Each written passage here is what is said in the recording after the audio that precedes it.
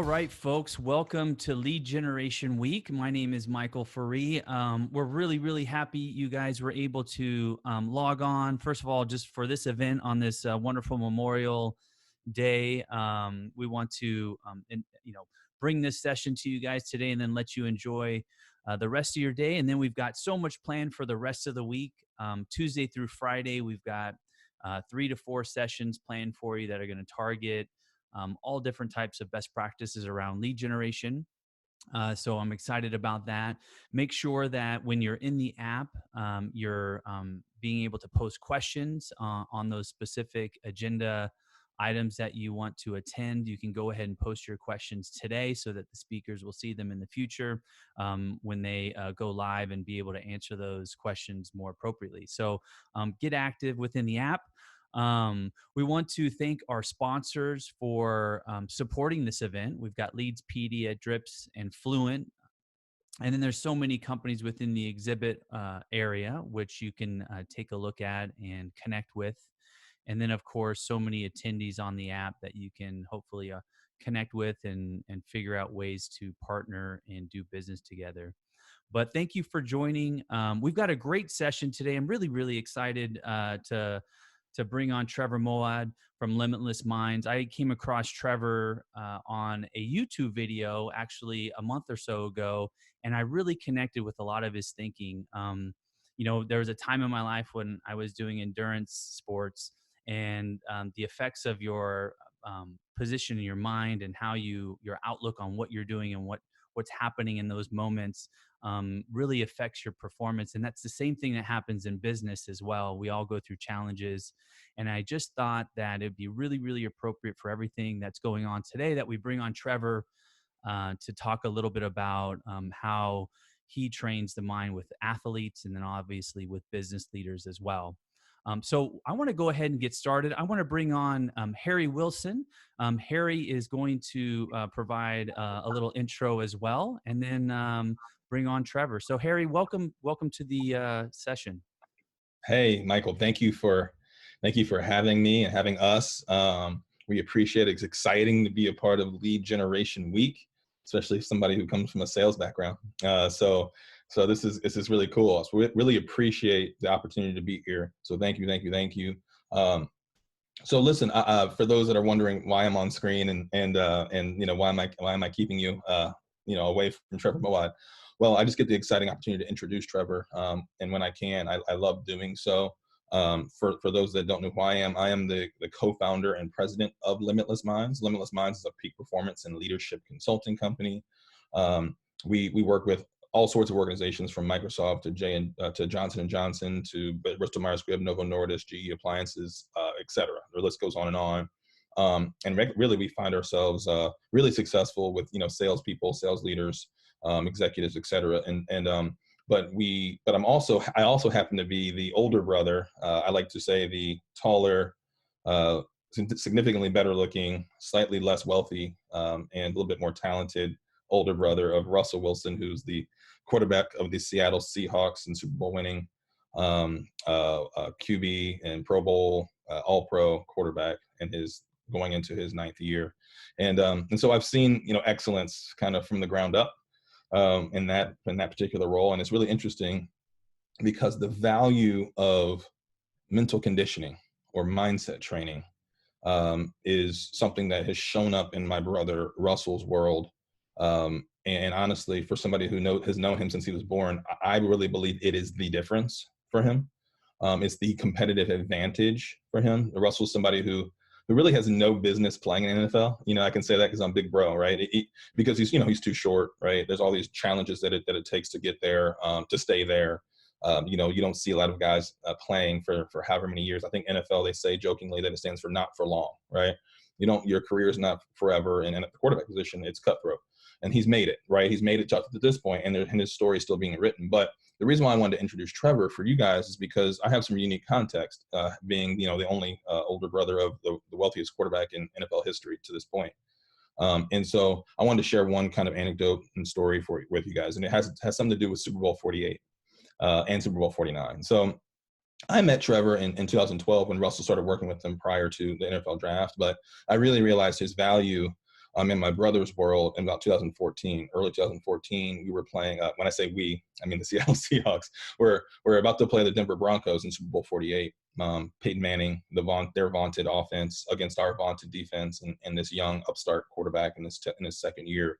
I remember trying to go and give Russell his last kind of words before the game the night before at his condo in Manhattan, and what really wanted to be like really the last person that he saw, and kind of give him that pep talk and a hug, and be the reason why he's motivated to win the game and all that sort of stuff. Well, I go in there and Trevor Moawad's in there as a mindset coach. I'm like, what in the world, like this late? First of all, second of all, this is I thought I was gonna get my time with him. And I just kind of observed them working together, and they're watching highlight films from high school, from college at NC State, from college at Wisconsin, where he transferred his rookie year, his second year. There's a lot of success and things that were happening in his world. And at the end of that video, in white letters, black letter, and on a black background, it said, "You were made for this." Just like this on the screen, if you can see it here. You were made for this. And I kind of watched Russell watch the screen. I watched Russell going to go back and forth. And I was like, okay, like that's interesting. I didn't think much of it. And we go to the game the next day, and we crushed the Broncos, which is a beautiful thing. It was 40-something to 8. Never really in question, never really in doubt. Just a great experience. And so I was really excited to watch the NFL Films version of the game, a couple weeks later when it comes out, and Russell's mic'd up. And so I'm listening to him as he walks the field before in street clothes, and he's just talking to himself. He's got his headphones in, and he's saying to himself, "You were made for this. You were made for this. You were made for this." And then throughout the game, before the very first snap of the game, there's flashing lights. There's still smoke from the fireworks and everything. He says to himself before he takes the field, "You were made for this."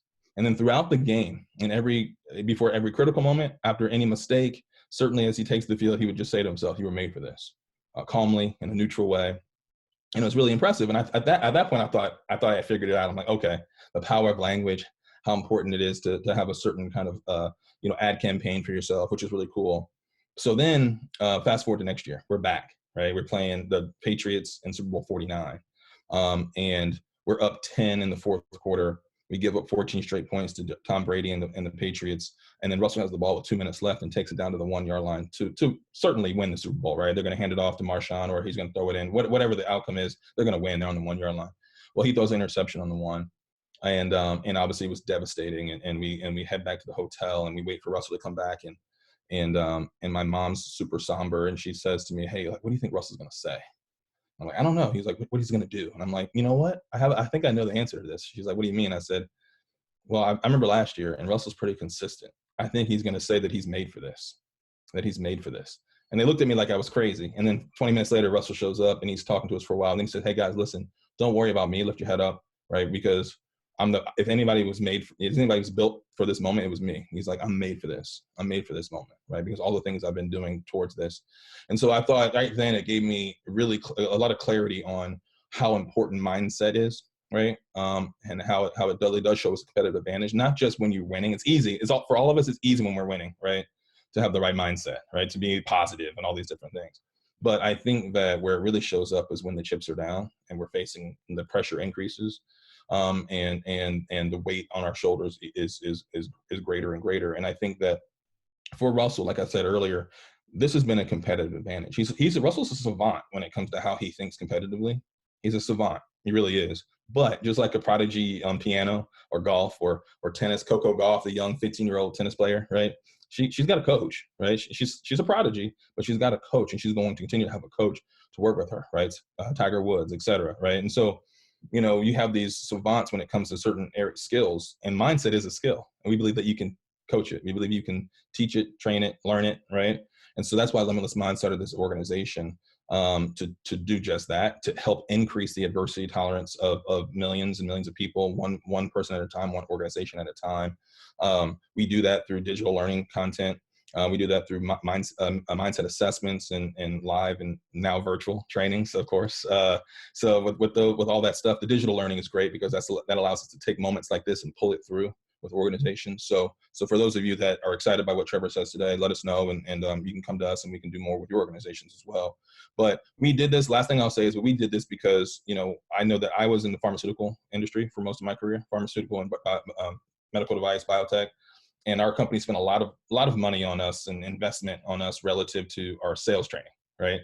And but nobody ever spent any money on how to help us like build adversity tolerance. And so we thought we could do that and package up what's worked for my brother and Trevor and other athletes and teams. So we did just that. So we look forward to your feedback and anything else we can do to help you guys. I won't keep you any longer from Trevor Moawad. Trevor is one of the world's top thought leaders in the area of mental conditioning and mindset training. He's worked with some of the most elite athletes in the world as individuals, but also teams, organizations. He's now a bestseller. He's written the book, It Takes What It Takes. I think I have it somewhere in my room here. Let me see here. Got it right here. There we go. It takes what it takes. Right. So shameless plug, but Trevor didn't have to do it. I did it for him. But check it out. But yeah, so I mean, really excited about that. What we'll do now is I'm going to let a video carry you over to Trevor and put a little sizzle on this thing. Thank you for the opportunity. Talk to you soon.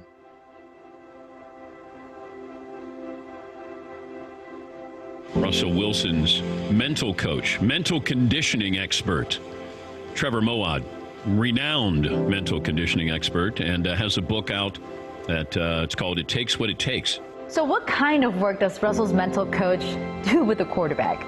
You know, when you hear Wilson speak, you tend to think that he's being positive, but really the idea, one of the things that they work on is being less negative, and actually something that they talk a lot about is being neutral. Neutral thinking is the belief that the past is real, but it's not predictive. Positive thinking always connects an outcome. So if something bad happens, I got to pretend it didn't happen and immediately go to something good happening. Neutral thinking is, hey, you know what? We didn't have a good quarter, we didn't have a good half, we didn't have a good year, but what happens next is based upon what we do, not how we feel about it. As you asked about Trevor, I think that he's one of the best in the world to ever do it, you know, in terms of mental coach and everything. He works with some of the best in the world, and I'm actually seeing him today. So I see him probably every week and talk to him all the time. Just confidence-wise in my throws and watching the highlight film and working with Trevor. Oh, Trevor's such a, I mean, it's in his blood. That's why he's such a good mental conditioning coach. The guy knows everything about personality and knows about attitude, and he's so dedicated, I think. That's the biggest thing. You can tell he loves what he does, which makes him so good at it. We spend so much money in our support systems to develop and get these guys how to think, how to play with Trevor and all of our guys in the offseason with sports psychology and the player development. We really build this program on being neutral and understanding that every game is just as important as the other. We're focused on developing every aspect of the athlete. So we think how you think can be trained. How you think affects how you feel, which affects how you behave. So a lot of it starts in the mind. The tools that you can get from somebody like Trevor Moawad can actually turn you into a very different player. Football, like life, the environment always changes, but the rules don't. What makes you a good quarterback at home in Laramie, Wyoming is no different than on the road in Baton Rouge, Louisiana. The field's the same, the sport's the same, the rules never change. My perception of what's going on around me is constantly changing. The one thing that we're all fighting, okay, is this. So fundamentally, right now in 2019, there's a lot of belief that I have free will. I can do whatever I want to do. I can choose to do whatever I want to do. I can go to bed at any time. I can eat whatever I want. I can train however I want. All of those things are true unless you want to be good. You have to see it to believe it, but you really have to believe it first if you're ever going to see it. Choice is an illusion. It takes what it takes. And so that there's a finite way to be good. To be good at what you do, it takes what it takes. He has served as a mental conditioning consultant for more than 20 NCAA and professional sports organizations. Trevor Moawad.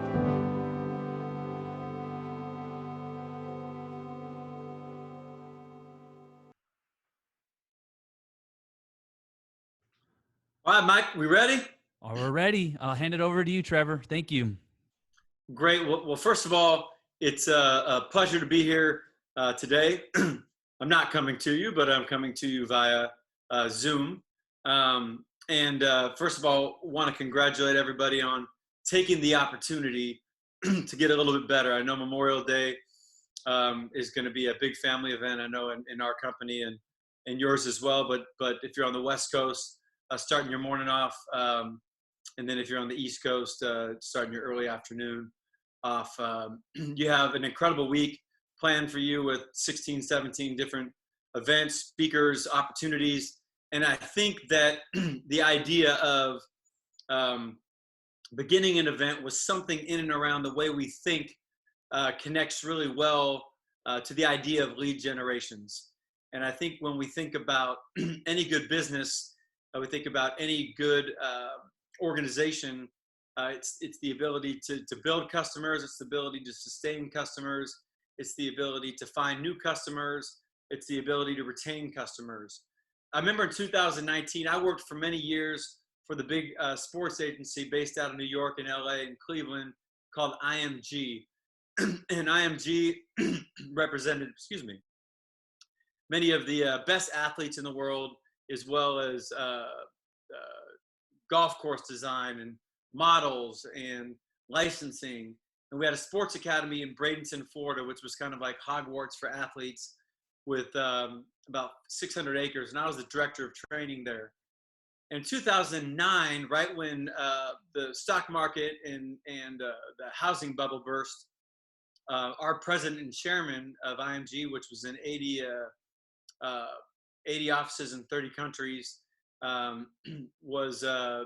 came down and really addressed all of the management from around the world.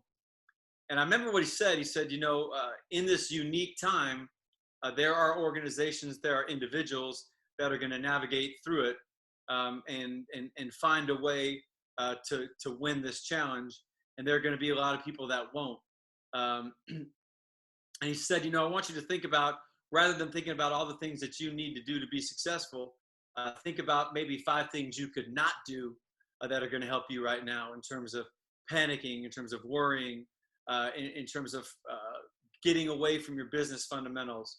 And one of the things I remember about George Pine, who was the COO of NASCAR before IMG and now Bruin Sports Capital, is leads. He said he would make 15 business new calls every month, and he had done it since he was 24 years old. And everything was about, through these new calls, he had to find them. He had to find the best people that he could find every month. So if you think about that, you're looking at almost 200, 250 new calls a year, separate from all his normal business. But just, calls with, I want to talk to this guy that runs naval special warfare. I want to talk to this business that focuses on, international lacrosse. I want to focus on Under Armour. I want to focus on a new technology company. But everything starts with leads. So, and where does, building this business, where do creating these opportunities, where does it start from? To me, it starts a lot in our mind. And you guys have all made a choice to participate in this great event with Michael and these great sponsors this week. And to me, many of you are very successful. You're already doing a lot of tremendous things, and you're operating under the same principle that we've done for years at Alabama, at Florida State, at Georgia, U.S. Army Special Operation Command, at Bristol Myers Squibb, at everybody that we deal with at Limitless Minds. But this idea that we don't need to be sick to get better. I want you to really think that through. You don't need to be sick to get better. If you're really, really good, this is a week where you can take advantage of some unique opportunities. Maybe find a way through the social opportunities, the different emails, the different phone numbers that you get to interact with other people. Is it different? Of course, it's different than being at a hotel in San Diego, but the opportunity isn't different. We're going to go through just a couple basic things. Having spent so much time in the sports world, one of the things that we learn is this isn't going to be probably a traditional mindset. This is not going to be, we're not going to talk about positive thinking. We're not going to talk about meditation. I'm going to tell you the things that we've really learned when we've looked at how are the best athletes developed and how can we make great people greater. And I think the first thing to understand is the idea of negativity versus positivity. I think secondly, the idea of choice. And I think thirdly, the idea of how we look at pressure. And I think how we look at pressure is really, really important. So we'll kind of hit on those 3 things, and then we'll go back to Harry and Mike and then we'll open it up for some questions. And as Harrison mentioned, we have a book called It Takes What It Takes that kind of goes through a lot of these principles in 12 elements. My goal in the next 30 minutes is to give you all the information you need so you don't need to read the book. So a couple things that's important. First of all, I think when we go back to business, why does a customer leave a business that they're involved with? Like, why would they leave? And, 3% because the company that they were doing business with moved away or went out of business. 9% of companies are going to leave for competitive reasons. Somebody else has a price that's just better than yours. And 14% are going to go sort of leave a current company because of product dissatisfaction. Something about the product doesn't resonate with them. They don't like it, and they want to go to something different. 25% are going to just develop other relationships. When I bought my first house or my second house in Arizona, I went with a realtor, not because they were the best, not because I looked them up and studied them on Zillow, but because they were my first cousin. And sometimes that happens and there's nothing we can do. But 49% of customers leave a current relationship because they were treated by an attitude of indifference by one or more employees within the organization. That really says it.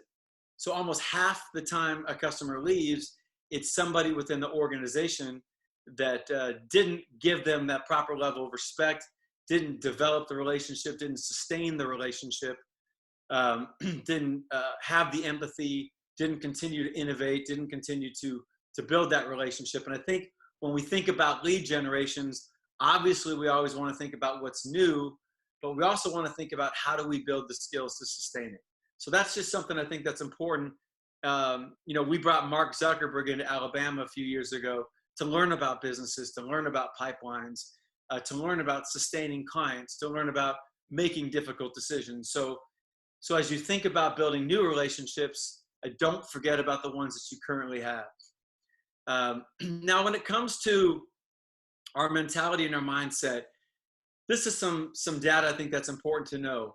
While positive thinking gets a lot of the attention and we're told, hey, I know it's a difficult time, but be positive, and that the more positive we are, the more that's going to connect us to results we want.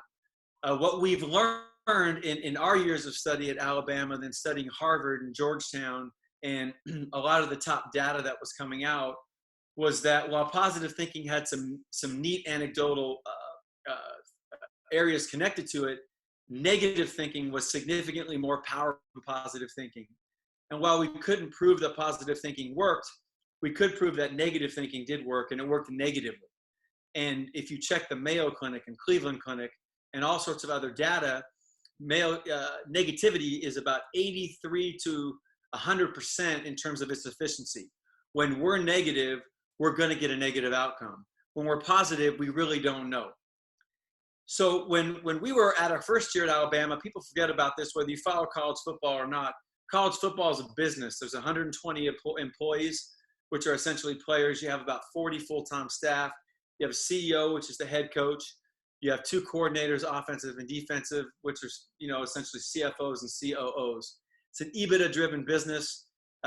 In pro football to college football, 17 to 30% lose their jobs every year.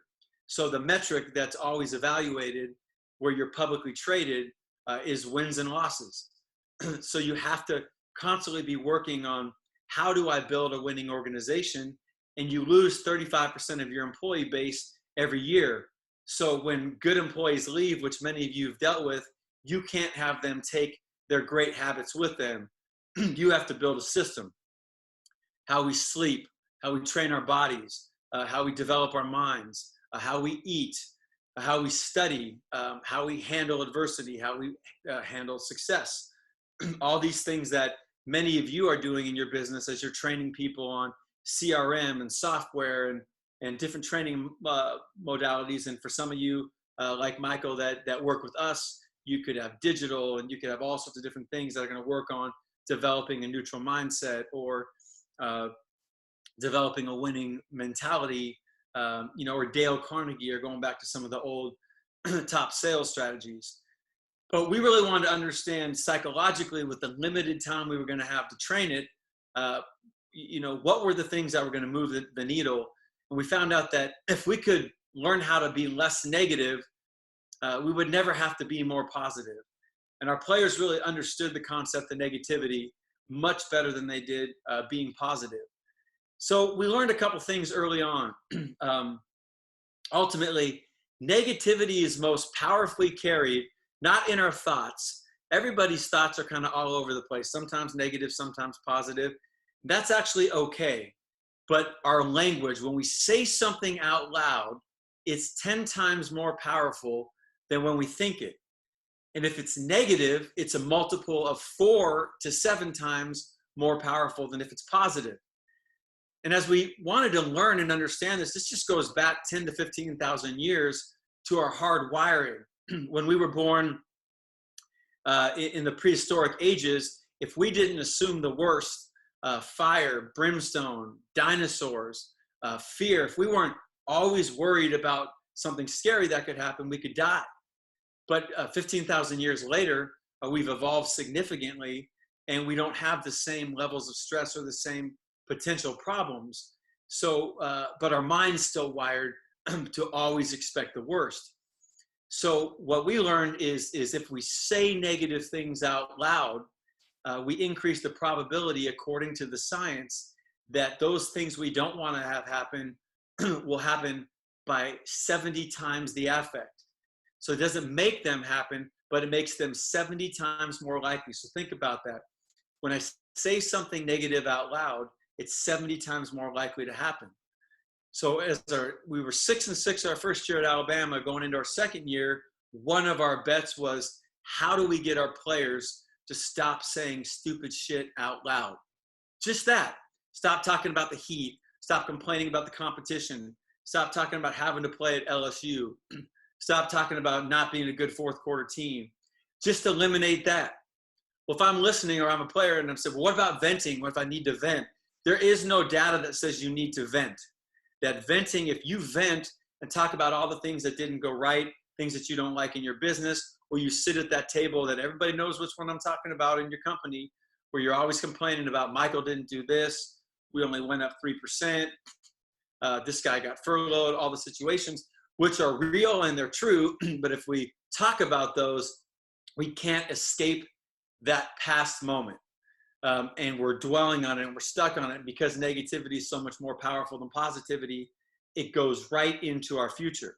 So learning how to just not say the wrong things, the things that we don't want to have happen out loud, is much more powerful than trying to say, I'm going to find a way, I'm going to be successful. We're going to find a way to dominate Q3. We're going to find a way to dominate Q4, and when you may or may not believe that. But you always control what you say out loud. That's the first thing we learned about negativity. Secondly, we learned that negativity is most powerfully, or next most powerfully, infiltrates us by what we consume. So cable news, 3 minutes of cable news increases our probability by 27%. We'll say that we had a terrible day. So what we watch, and as we started to study modern media, we learned that CNN, MSNBC, Fox, the BBC, CNBC, PBS, that they understood all the data too, and that they had advertisers that they were beholden to, and they had to keep people on the television. So they spent the vast majority of their time working on being 70 times more negative to keep you paying attention. And they didn't really have the responsibility to be truthful. They had the responsibility to be open and honest, and validate the investment by the companies like Snickers or Kraft or Milk or whomever's investing in them. And that became powerful too. Not just what we watch, but what we listen to music-wise, who we talk with on the phone. That while what we say out loud has tremendous power, also what we bring into us controllably. Sometimes we can't control it. but what we control, we consume, is very powerful. Well, what if I said, well, I need to know what's going on? Do you really? Because, I work for an NBA organization here in Southern California that does a great job currently right now sending updates about social distancing, what we need to know, what symptoms we need to look for, what we can do, what kind of masks to wear, all these things where we can get all the data. But if I watch the news at any point, I get scared, and it takes away my ability to be effective and perform at the capability and the level that I want to be able to connect to. So that's one of the things that's more important. So first thing right now, how do I talk out loud about my circumstances in the past, in the present, and what could I do different? And going back to Mr. Pine in 2009, maybe what I don't say, maybe what I don't watch might make all the difference in helping me navigate this. So I think that that's very important. Number two, think about the consumption.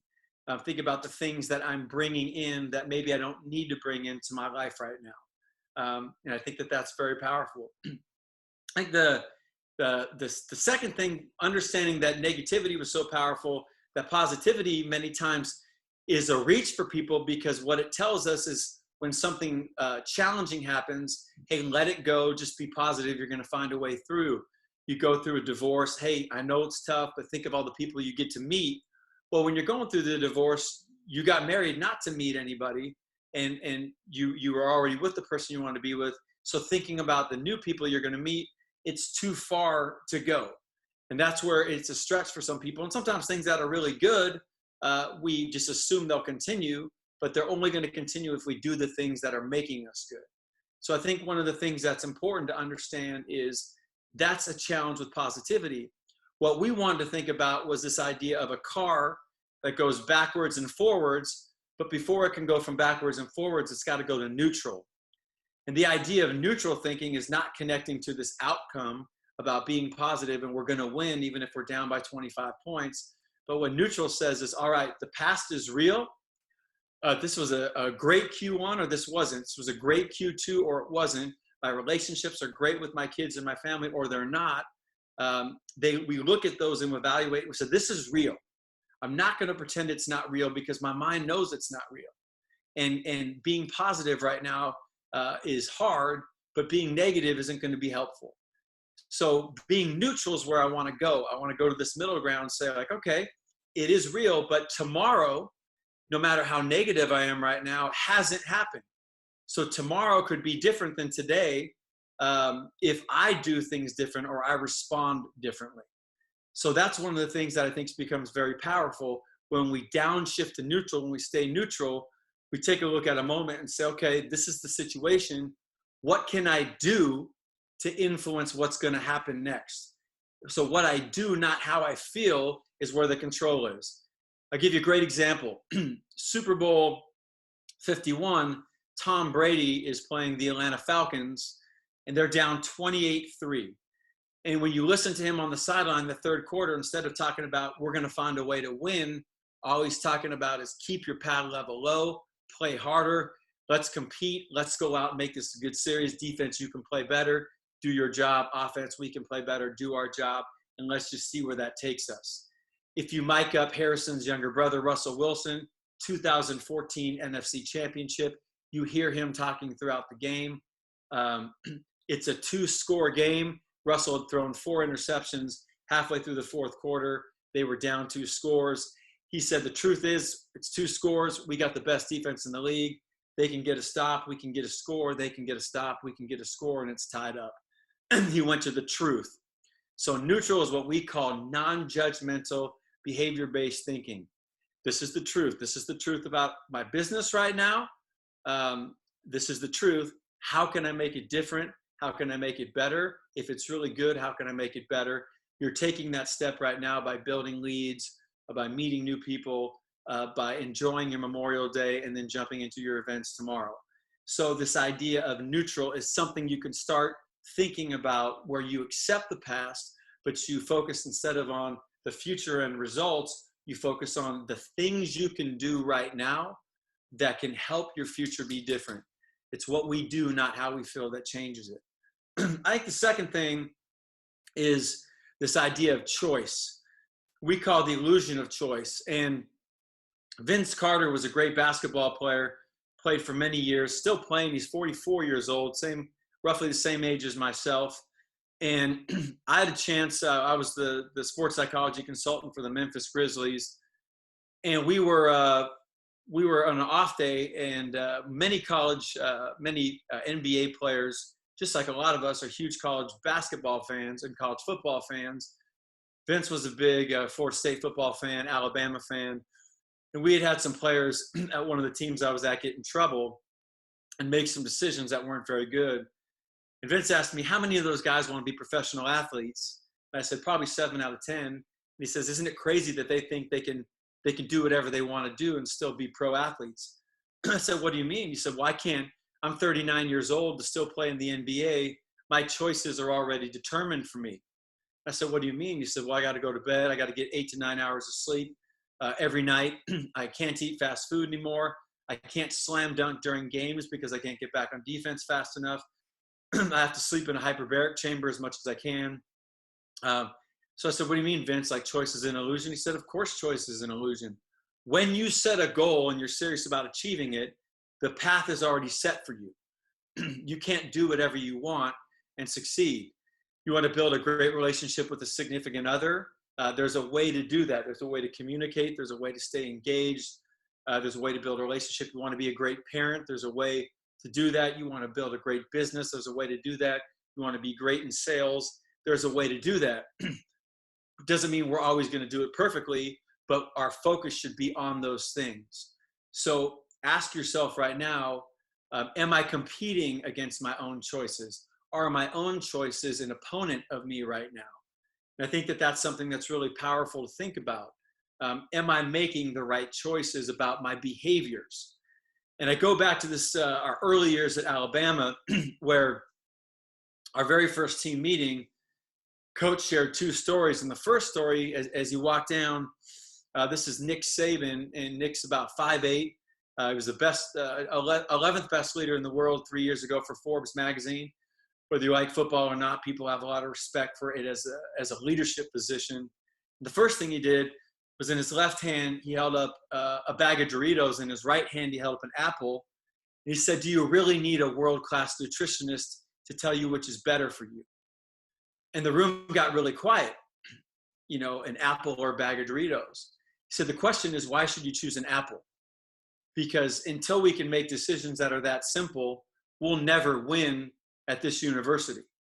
And think about that. A lot of the decisions that we got to make in our personal lives, in our health, and in our business are no more difficult than an apple and a bag of Doritos. But that bag of Doritos tastes better than the apple, but nobody can make the apple taste better than the Doritos. You just have to recognize, if I want it, less Doritos, more apples. So that was a powerful point. The second thing, he told a story about one of the top businessmen in the world he'd heard at a Toastmaster convention, who was running one of the top magazines. And this particular guy was really struggling academically as a junior in high school, but he promised his mother he would take a test called the SAT. I don't know how many of you took the SAT. It has a sister test called the ACT. But the SAT's 2 parts. It's a math part and a verbal part, both scored out of 800 points. And this guy took the test. He was failing out of school. He was struggling with substance abuse, but he promises his mom he'd take the test. Takes it in May, gets his score back in June, and gets a 1480 out of 1600. Well, this guy's stunned. Psychologically, it's called cognitive dissonance. He can't believe that it happened. His mother, knowing her son, does what any mom would do. She said, did you cheat? And as funny as that sounds, he said he tried to cheat, but the seats were too far spread. The Scantron, the electric pencil, the number 2 pencil, he couldn't see other people's answers good enough. So he took the test. He said, Mom, all I can tell you is I took the test. So now he's in his mind thinking, this just surprises me because I got this good test score, but it's not indicative of how my life's been up to this point. So since he starts to think that he's intelligent as a senior, he's still enrolled, he goes to class. Well, now that he's going to class, he's not hanging out with the people he used to when he didn't go to class. And teachers see him in class, they start to treat him differently. So anyways, he graduates, goes to a community college, goes to Wichita State, goes on to the Ivy Leagues. And he tells a story at this event called Toastmasters. And, you hear the story and you say, okay, this guy becomes this very successful magazine entrepreneur. Obviously, he never knew he was bright. Once he learned it, he unlocked all his talent, became one of the most successful magazine entrepreneurs in the world. Well, his coach would share the story, said that's not the story. As he would go on to say, 12 years after all his success, he gets a letter in the mail from Princeton, New Jersey. Doesn't think anything about it. The next day, his wife says, you can open it. He opens it. Well, it turns out the SAT board will periodically review their test-taking procedures and policies. The year he took the test, he found out he was one of 13 people sent the wrong SAT score, that the actual score was a 740 out of 1,600. Now think about that. His whole life changed when he was told he got a 1480. And he said, people think the 1480 is what changed my life. It's what turned me into a success. But in truth, acting like a 1480 is what changed my life. And what does a 1480 do? He or she goes to class. So this goes back to the idea of the illusion of choice. You want to understand what makes athletes phenomenal. Obviously, there are examples like Cam Newton or LeBron James that have great athletic ability. But how do you explain Russell Wilson? Way before Russell ever became successful at 5'10", he did all the things that great quarterbacks did, and eventually his success caught up to the way he was behaving. So think about the choices you're making, think about the way you're behaving, and see if that's lining up with what makes the best people in your business the best people in your business. I think lastly is the idea of pressure. Pressure, for so many people, we look at it as a negative, but pressure is actually a neutral term. It's not positive or negative. It's simply when we feel our body feels a tension that's driving us forward, sometimes uncomfortably. And Billie Jean King many years ago said, pressure is a privilege. You can't accomplish anything at a really high level without ambition. So the more we want, the more pressure we're going to experience, and how we look at pressure determines, how we perform through it. So I think if you look at pressure right now as like, man, my business really needs me. We need to generate leads. I may need 40 more leads to generate the same opportunities I was getting. I may need to be patient and know that 100% of a sale might be 60% now. I need to find a way through. I might need to give myself a break and compare myself and just be aware of the circumstances and know that if I can do the best I can under the circumstances, give 100% of the circumstances, eventually as things drive through, these good behaviors will allow me to be more successful. And I got to hope that our business can hang in. And if I am being really successful, what can I do to bring other people along with me? So think about learning how to be less negative. Maybe some of the things 5 things we could not do right now to drive our success. Some of that might be our consumption. Some of that might be our words.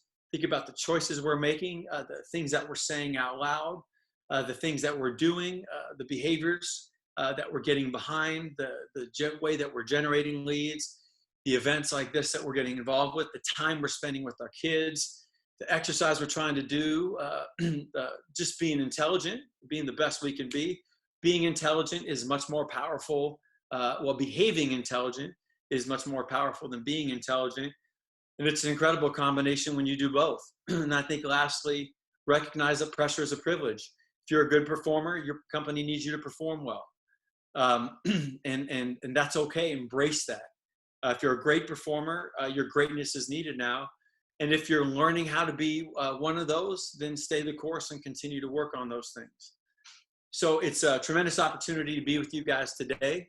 I'm really, really excited about your opportunity to have an equal opportunity to be unequal. Everybody on this call has the same opportunity to get better. If you can go through Lead Generation Week and pick up 1, 2, 3 things on top of what you're already doing, write those things down and work on adding them, they're only going to help. And if you need to pick up a few more things, then that's good too. But stay the course. Really excited, and I'll turn it back over to Michael. Thanks, Trevor. Yeah, we've got a couple questions for you that I think, if you don't mind, we can sort of take a couple minutes and address them. You mentioned the net effect of sort of positive and negative thinkings from a personal standpoint. And the Russell Wilson example is sort of interesting in how it applies to leadership, people in leadership. And it's one thing to think positively personally, right? Or neutrally personally, but how do you look at, like, from even a coach perspective, disseminating that same belief to a team and building a culture off of it? And that's why I think, someone here has asked, how can you sort of apply it from a business perspective and a team perspective? Well, you have to apply it from an individual perspective. It frustrates me when people go to right away to how does it apply in all these other places. People need to frickin' do it themselves first. So I don't really care about your business if you need to do this right.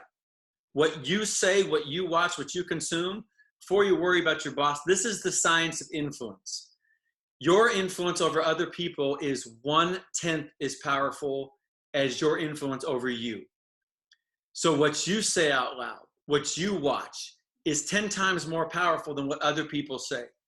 So if I have a dumbass boss that says the wrong things, that says negative things, they're only 10% as impactful over me as how I respond and how I'm navigating myself through this. So that's important. That's why I didn't mention that, okay? Because I don't want you to think about how this applies to your boss, your coworkers, or your spouse. You got to start with you, okay? Now, of course, how can we communicate neutrally as a leader? Well, I think we focus on the behaviors we want people to do.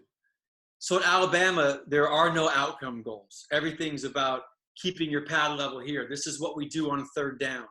This is how we communicate to each other. We speak in first person present tense. I take setbacks as temporary. I bounce back it quickly.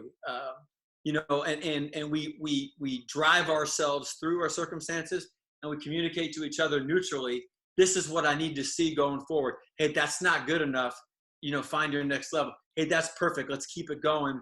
But we're never talking about winning or losing. So I think we can communicate neutrally. I think it's a great question, but it only has power if we're doing this ourselves. And I think a lot of times we're too quick to go to, our meditation app, or too quick to go to all these things. If I'm watching 5 hours of CNN and I'm saying a bunch of the wrong things out loud, nothing really matters. That's why Limitless Minds, we build in all those other things later.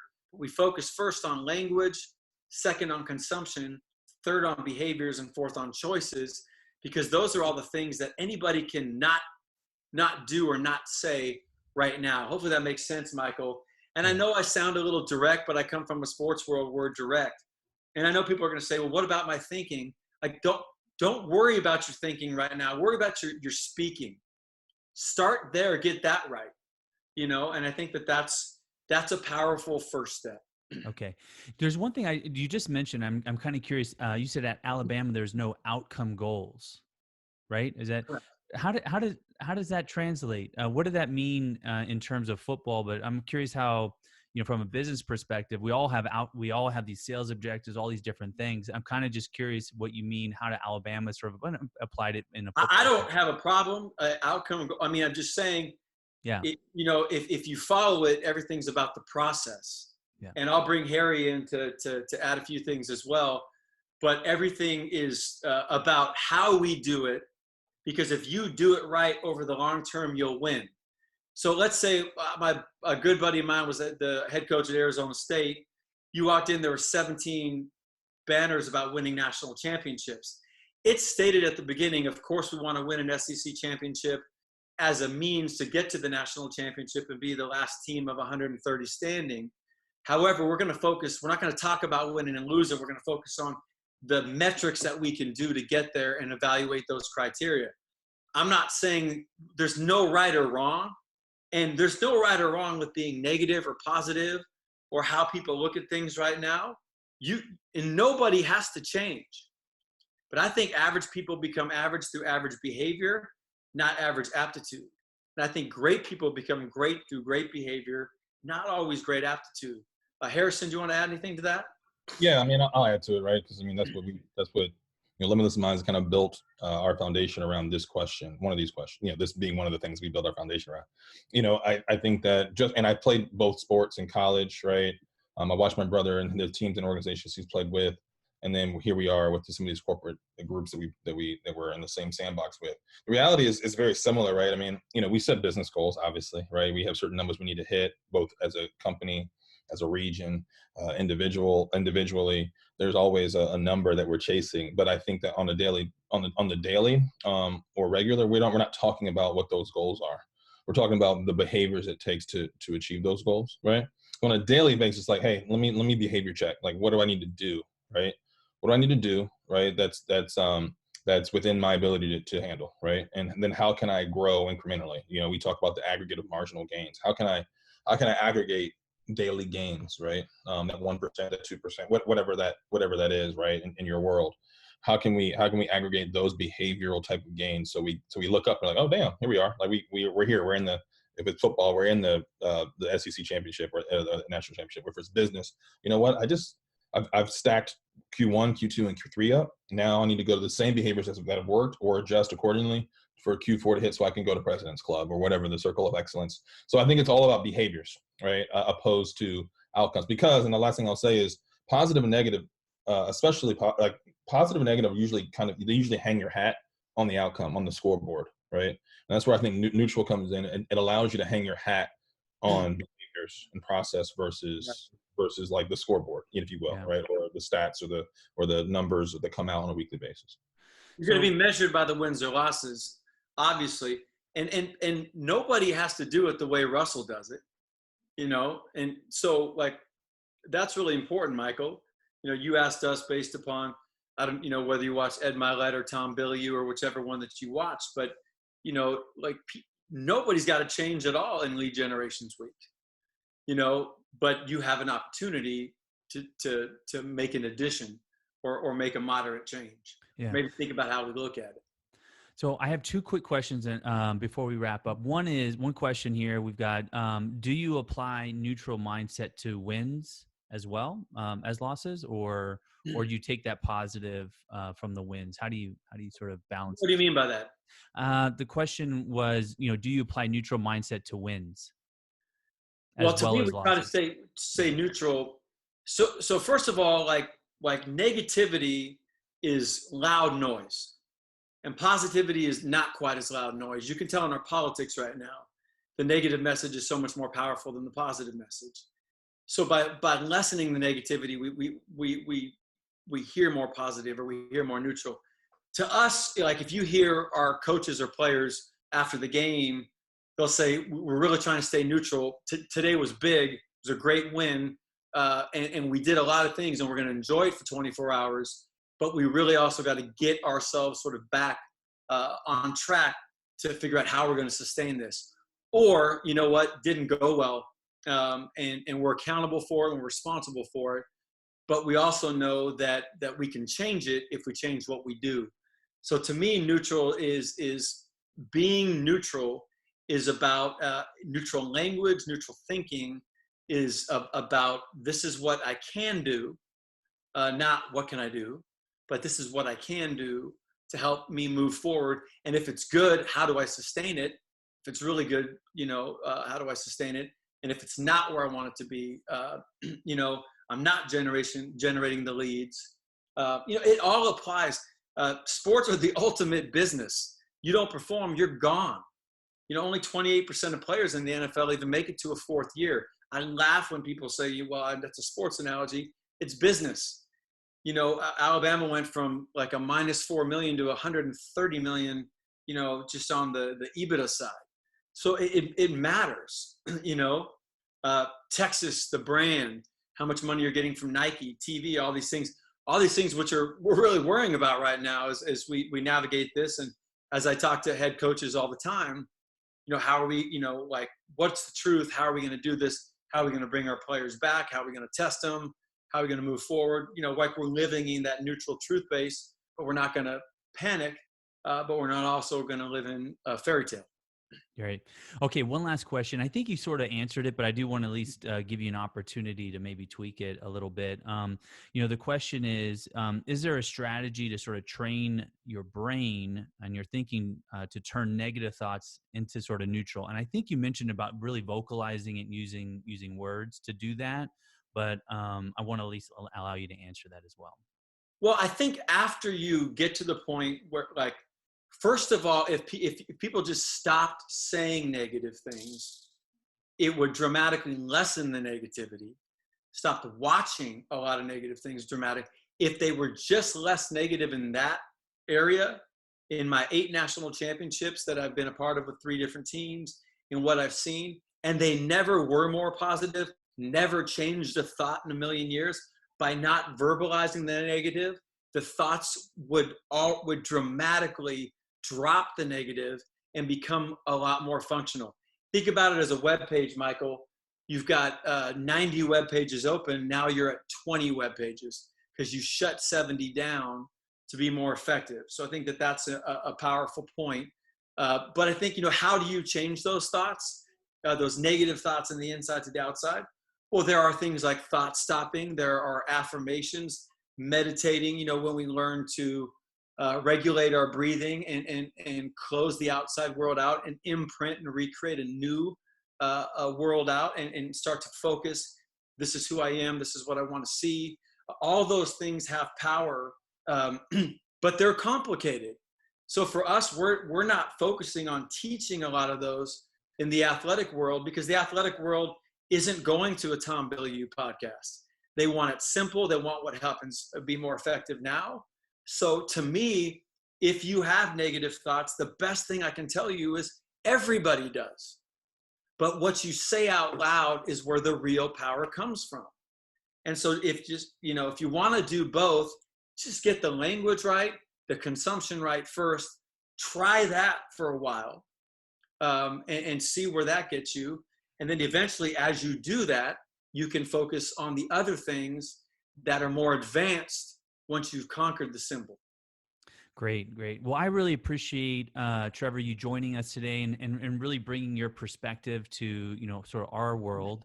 And if anybody wants more information, they can obviously go to thinkbig-gofar.com, and I'll put that up here. And I'll give Harry sort of last words as well, if you'd like. People can DM me. People can DM me on my social media at Trevor Moawad. They can go to @thinkbig-gofar. And, I'll do my best to get back.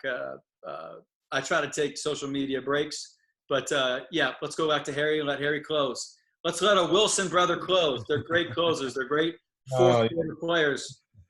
No, I mean, Michael, you set it up wonderfully. Yeah, I mean, you can check out Limitless Minds at thinkbig-gofar.com, and we're on social, LinkedIn and Instagram and the Twitter, every Twitter and everything. So come find us. But yeah, this is, it's what we do, right? And I think it's hard to come away with a lot of, you come away with 1 or 2 things today. That's really effective, right?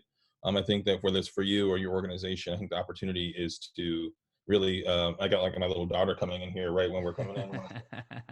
This is what it's like to do virtual meetings, right? But this is Gracie. But yeah, so I mean, I think we have an opportunity to help your organization do some stuff. So come find us, and we'd be excited to work with you guys. But we thank you for the opportunity, Michael. Thank you. I hope everybody has a great Memorial Day, and have a great lead generation week. Great. Thanks, Harry. Thanks, Trevor. We appreciate it.